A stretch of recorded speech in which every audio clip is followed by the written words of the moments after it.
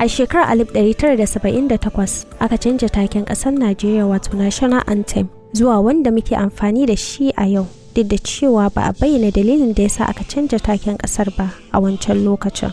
A ranar da ƙasar Najeriya ta samu 'yancin kanta a shekarar 1960 bayan Obafemi Awolowo ya sanar da samun 'yancin ƙasar nan daga turawan mulkin mallaka. A lokacin aka fara rera tsohuwar taken ƙasar wato tsohuwar National Anthem mai taken We Hail Thee. Taken na nuna yadda Najeriya ta samu 'yancin kanta daga turawan mulkin mallaka da kuma nuna farin cikin 'yan ƙasa na samun 'yancin kansu ba tare da la'akari da ƙabilu da al'adu mabambanta da ke faɗin ƙasar ba. Daga wannan lokacin aka ci gaba da amfani da wannan taken har zuwa lokacin da gwamnatin tarayya ta buƙaci 'yan Najeriya da su miƙa wasu baitutuka da suke ganin za a iya amfani da shi a matsayin taken ƙasar ta hanyar buɗe wata gasa da aka ƙirƙira a wancan lokacin. A lokacin akalla sama da mutane 1,449 ne suka shiga gasar ta hanyar miƙa baitutukansu, inda a ƙarshe bayan an tantance aka zaɓo baitukan wasu mutane 5 da suka haɗa da B.A. Oguneke, Emi Etimapa, John A. Ilechukwu, Soto Amugu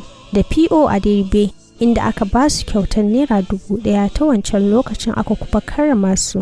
Baitukan waɗannan mutane 5 ɗin da suka shiga wannan gasar aka haɗe su waje guda wajen tada taken ƙasar da muke amfani da shi a yau. Waƙar taken ƙasar wato National Anthem na nuna 'yan Najeriya su zama 'yan ƙasa masu kishin ƙasa, kuma kira ne ga 'yan ƙasar da su yi wa ƙasar su hidima cikin ƙauna da kuma tausayi. Ni ce ta kwar kullum Sadiqat Aisha S.Meamalari da fatan za ku ci gaba da kasancewa da ni domin jin tarihin yadda wasu abubuwan suka samu asali na nan gida Najeriya.